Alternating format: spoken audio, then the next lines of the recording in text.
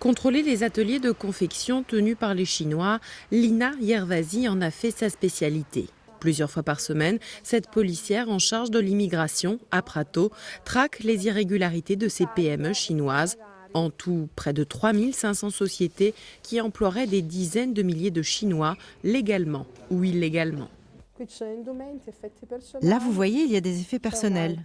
Et puis encore 2 canapés lits. Aucun doute pour la police, comme souvent les ouvriers chinois vivent dans cette usine et c'est illégal. Dangereux même, les conditions d'hygiène et de sécurité ne sont pas respectées.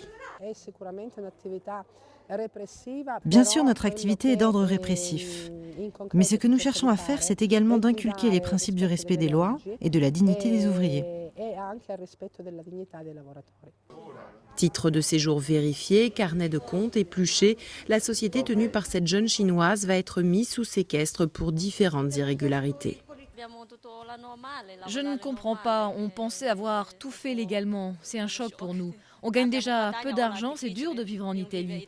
Et s'il y a encore plus de contrôle, alors aucun intérêt pour nous de rester ici. En 20 ans, la communauté chinoise a fait main basse sur tous les stades de production de l'habillement à Prato. Une robe ici est vendue 4 ou 5 euros, un manteau 10 euros et tout est étiqueté Made in Italy. Un véritable plus pour les ventes à l'étranger. Impossible pour les entreprises italiennes de produire à si bas coût. Beaucoup ont dû fermer.